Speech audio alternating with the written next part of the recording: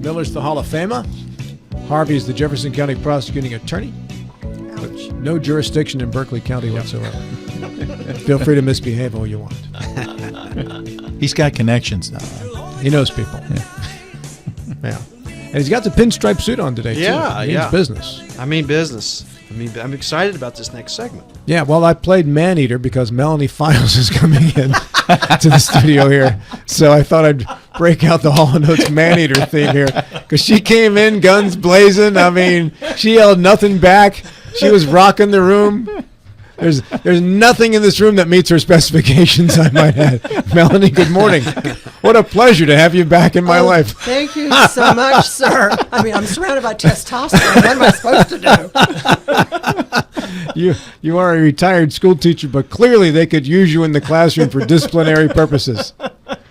I'll bet you didn't have many disciplinary problems in your classroom. I'm going to guess. We set all that stuff up front, Mm-hmm. and we played for 2 days. This is ninth graders now, believe it or not. We played for 2 days, and then we got serious, and we set up rules for everybody in the room, including me. It's like the very first one for every classroom was respect. And I said, I'll never touch you. I will never yell at you. I will never call you names. And some of these kids are going, really? I said, yeah, really. And you stuck by it. Absolutely. You kept your word. Yep. Very, very rarely would I ever send a kid to the office. Mm-hmm. That didn't work. So I'm here. I can deal with you guys. I'm scared already, man. You lead this interview. I'm not asking a question. Miller's in the back of the class based on where he's sitting already. He's in the last row. So you got to watch out for those kids. And Harvey's sitting there scared to move right now. Don't make eye contact. He's not even going to raise his eyes. Don't call on me. I didn't do my homework last night, kind of a thing. First, let me say Rick Lowman is here too. Rick, good to have you back. Oh yeah, that guy. He kind of got lost in the tsunami. That is Melanie. I'm just sure the seed in the pocket. Speaking of the seed in the pocket, I think this is Johnny Appleseed. I thought of you this morning, Melanie, because Johnny Appleseed was born this date, 1774. That works. Yeah, it does. Rick's family were the orchardist. Mm-hmm. He knows about the orchard stuff. You know about the orchard stuff and He does. arsenic. He does. Oh, of course. Well, let me give you credit on something here before we start, because when we did a segment with you several months ago On composting. Yeah. Okay. I'd said to you, listen, the peppers that I grew, because I grow peppers and tomatoes every year. And the peppers I grew last summer had these lesions on the skin of the pepper. Right. And initially I thought it was something from an insect or whatever, and I kept looking at them like, this is just like the skin is rotting away. What's the story? And you said you need potassium in your soil. So I went out and I bought some potash, and then I took, if we would have eggs that expired, I took the eggs and I literally broke them open, put the yolks in the soil, and ground up the shells into the soil. And I have got peppers and tomatoes this year. Like if there was like green pepper magazine and they were looking for like the centerfold pepper, these peppers would be like in the centerfold. They're huge, they're perfect. They're sweet. They're amazing, and I wish I'd have asked you a couple of years ago. Well, so congratulations to you for knowing that stuff, because it works. Oh, yeah. Yeah. Well, when you ask a gardener, they always tell you something. Yeah. It may not always be true, but they'll tell you something. Well, the something you told me worked. I'm glad. Yeah. You guys are master composters, master gardeners, too? Right. Absolutely. Right? Anything else that you have mastered? Master naturalist. Yeah. Master naturalist? That and a couple of bucks to get you something at Starbucks. What does a master naturalist do? You don't walk around without clothes on in the woods, do you? You're not one of those people.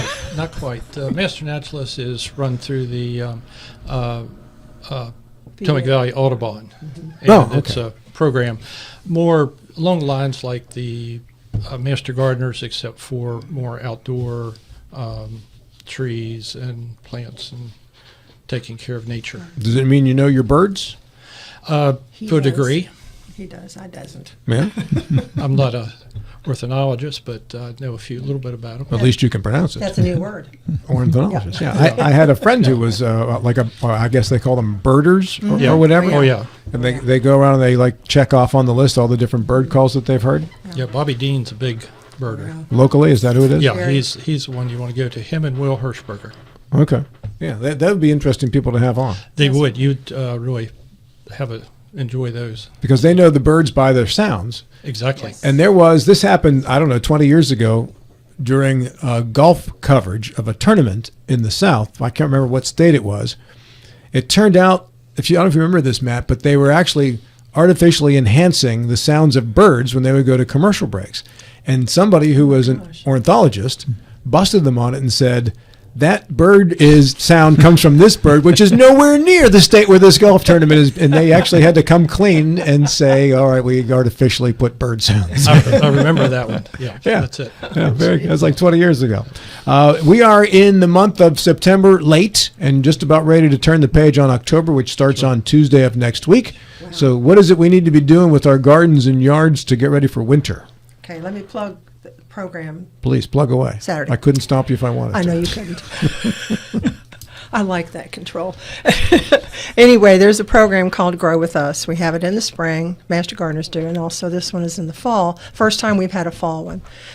There will be 9 sections of it, and we are in the very last one doing the putting your garden to bed, winterizing. But there's also wild foraging with Dr. Laura Robertson from Shepherd. Awesome. What that woman knows about mushrooms is just killer. Food preservation, do's and don'ts, pruning anything, dividing bulbs and perennials, just whole bunches of stuff.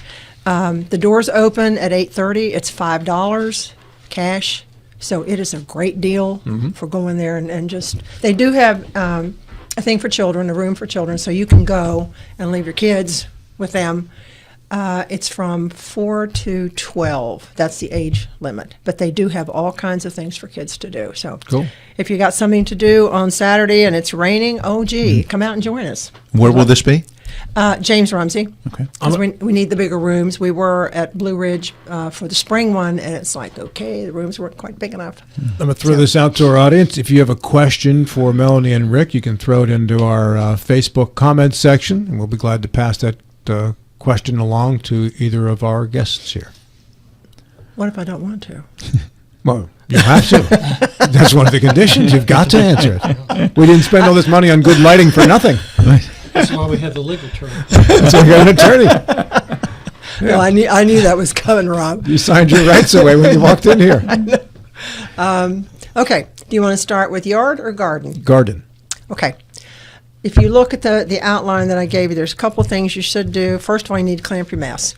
Need to what? Clean up your mess. Okay. I thought you said clamp your mess. You said clean up. Why do we have him here? I know how to work the controls. Yeah. It's really the only reason why I'm necessary. Clean up your mess means simply go in and take out the things that are dead or dying. Compost them. That's the one thing we talk about. You've got to take care of your tools. If you have a trellis, if you've got clippers, any of that stuff, you need to clean that all up. If you've got tomato cages, pull them up, clean them off. As of when? Whenever the tomatoes start to die. We still have some that are trying to grow. Yeah, mine are still trying to grow. Okay. Then whenever you're finished with that, usually you start this about mid-October. Yeah. Just start cleaning up as you go, and anything that you can get rid of now, then take care of it now. Just do that. And clean the dirt off the cages. Oh, absolutely. Okay. The one thing, I don't think a lot of people think of that. well, they do. They need to. The one thing, too, is like we use a T-post, the green T-post. Right. I never put those away dirty. In fact, I soak them in a bucket of water till the dirt comes off, and then lay them, dry them out, and put them back in the shed. The dirt that's in the water, because we worked really hard to make that dirt, I know it's soil, Emily. She's our boss. Just take that slurry water and put it right back in one of your garden beds. That's the easiest thing to do. You worked really hard for that with composting and doing all this stuff you were doing. So save the water. Return the nutrients to the land. Absolutely. You Absolutely. really want to make sure, like say with your tools, to sharpen and clean them. One of the hints you can take is a bucket of sand with a little bit of oil in it, and use that to sort of scrape off the dirt, and also that helps cut down on the amount of rust that you would get over the winter. Clean oil. Clean oil. Not used motor oil. Clean oil. Clean oil. Is it clean, like clean motor oil, or are we talking like clean like Wesson oil? Since I don't do that, I would suggest Wesson oil. Okay. Because motor oil, you put that in an engine that's a little dirty, and it gets dirtier. Mineral oil would be good. Mineral oil. Mineral oil, vegetable oil, anything that you can help Okay. Do that. Just keep things clean. That's the important part. And if you also use your tomato ties, if those are recyclable, what I do is I do tomato ties with old pieces of T-shirt. So then at the end of the season, I take them down, wash them in some bleachy water, dry them, and put them back in a bag that I can use next year. It Okay. works. Good tip. Yeah. And one thing, too, for people who are growing tomatoes, when you put out your different varieties of tomatoes and you're going, which one was that? Which one was that? Rick bought me, because he got tired of me trying to color shoestrings. He bought me a bag of shoestrings, so I tie it on the cage. So I know that if it's bright red, it's my Abe Lincoln or something else. If it's yellow, then it's my gold Ukrainian. Any of those. That's a helpful hint, because you can take those down, wash them, and you've got them next year for your tomatoes. Same thing for peppers. If you got different varieties of peppers too, again, know your color coding, and that way you'll have it. Because a lot of times, if you put a stake or something by it, you may break it off or lose it in the soil, or depending on what you've written used to write the designation on it, that may fade or wash off over the summer. Okay. Yeah, just make sure you pull up all of your stakes, the little things that you had as marking. This was whatever, this is a row of carrots or beans or something, and you take all that out, but then one of the things you're like, oh, what am I going to do with this? Well, if you've used popsicle sticks, you can put in your compost pile. If they're plastic, Can't. yeah, they got to go in the garbage. Or recycle them if they're. Yeah, Should you change what you're, so like if I grew really great carrots here last year, should I change that to green beans next year? I don't want to be planting the same thing in the same place every year, right? If you can.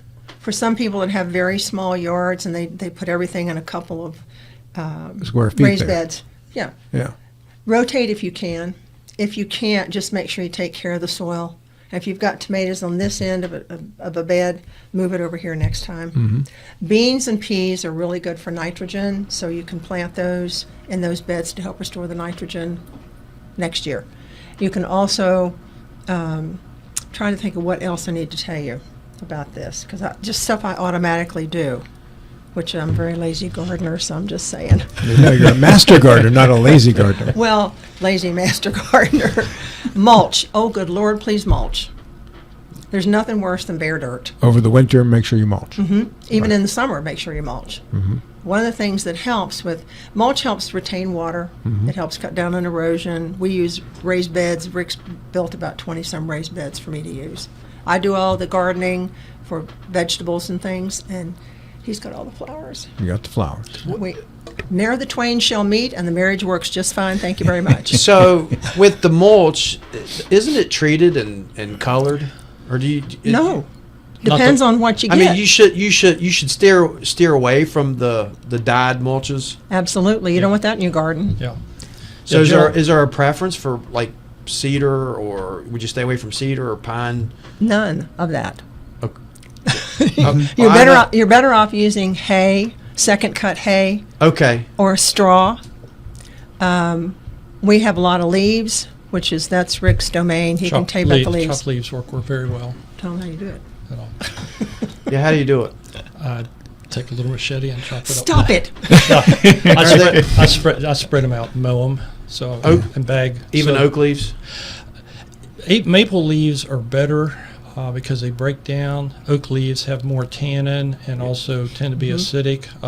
So you need to know what your soil profile is, which leads into another thing is that you can take a soil sample, send it into WVU, and they'll come back and tell you what you need, just like with him being short of potassium.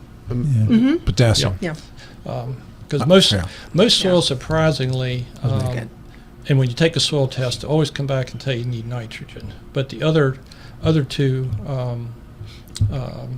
chemicals that you primarily need, Calcium, potassium, magnesium. magnesium. Calcium, potassium, magnesium. Yeah. Lanternflies. They're everywhere. Everywhere and underneath. The trees of heaven right now. I think maybe they're switched to maple probably next. Yeah. It's just this black. The honeydew. Yeah. Is that?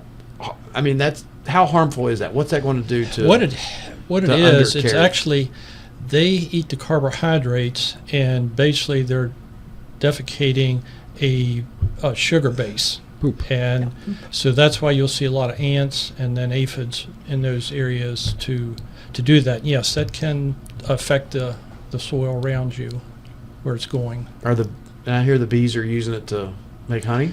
Bees do, What? but it's that not. I haven't heard. Yes, it is, and He didn't tell me that. people with that raise bees don't particularly like it because it has a real strong, particularly if it's coming from the tree of heaven, because it has a off taste. Yeah, it's got the smells, Yeah, a strong vinegary right. smell. I'm saying this since we're not near our house. I have seen very few of those in my garden. Spotted lanternflies? Yes, very few. And I'm going, thank you. Will of course, they we took will down, they get on your crops? Yeah, they will. Yeah, We've taken down all of the tree of heaven that we can in our yard. So we're okay with that part. But trying to keep them out of the garden, they are fast. I mean, they ought to run for the Olympics. They have good eyes, too. Because you try to step on them, they'll fly away Oh, as fast as they can. No hopping. Yeah, but they're gone. But I've seen very few. But if I try to catch them, then of course they've gone someplace else. I did find them on my okra this year, and we had to have a talk about that. Said, get off my okra. You got to kill those spotted lanternflies. Yes. They're bad performers. Yes. Yeah. Invasive species. Yeah, they are. So a little bit of good news. I read this week that in the Pennsylvania area, that's where they first came in, around through the port of Philadelphia, and then spread out through the areas around agriculture areas outside Philadelphia.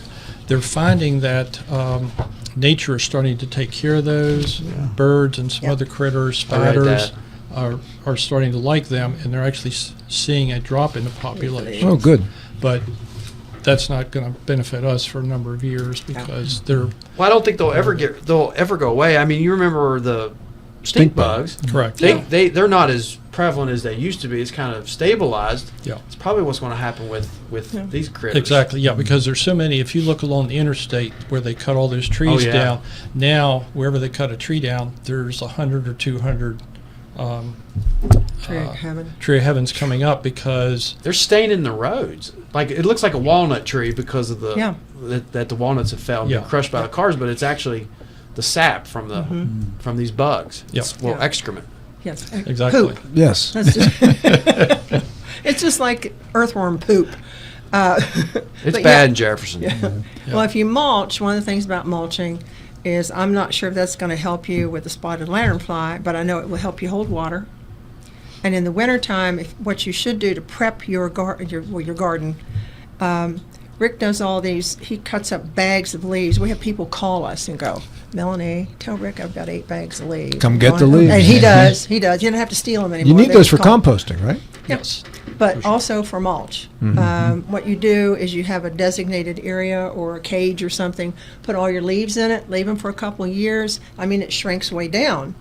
But then what happens is you have what's called leaf mold, which is really good for the soil structure. It doesn't do a whole lot in terms of nutrition, but it's good for the soil structure. So you add those chopped up leaves, then you can add your mulch on top of that, whether it's straw or hay or something along those lines. And by the winter time, if we ever have snow, are you listening, somebody? We need some snow here. By the time that all goes down through, Were you talking to our lights? yeah, I am. I love these lights. I know you like those lights. Love those lights. Starts that word. I'm glad I caught myself. But yeah, you put your compost in and your chopped leaves, and then you cover it, and then let Mother Nature do the rest while you go inside and you just have some hot tea or hot toddy or something else. I have You know. 2 minutes left. What's the most important message you want to leave with our audience in regards to the things that we have talked about or should be talking about? Clean up your mess, mulch, Get your soil test. get your soil test, And all those things. you mentioned about winterizing your yard, your lawn. And is there anything that you can do for that? That's the lawn guy. Primary thing is that leaves are very important. And if you have areas under your trees, don't bag your leaves and send them out ended up in the landfill. If you can, chop them up. When you mow them, the real fine debris is going down in your grass. And this summer, the areas where I had mowed the leaves to take the bagged leaves for the compost. Yep. But the areas where I did that, I had really bright green grass all summer because it held a little extra moisture in there. Even So- as dry as it was. Yeah. Even this dry as it summer. was. Wow. Exactly. You could tell the areas where I did that I had to mow those areas where the other areas I didn't were, just dead grass. But other leaves harbor our good insects and places for the good moths and the bees, solitary bees and stuff. So if you have areas that you can blow those leaves over underneath your trees, around your borders and stuff, they're helping your other plants as well. Leave the leaves. Do you have a class coming up anytime soon? Not composting class, no. About any other type that you'll be involved in teaching? This one, and then the seed swap exchange is in January, and I need to come back and talk to you about that one. I'll be here, I know you will. I think. Okay. If not, I'll get one of them. So will the lights. Yes. I know how to operate the I'm going to wear a controls. bag next time. Jeez. Thank you. Bye. Rick and Melanie, thank you. It's Thank you. a final break here. We're back in a minute.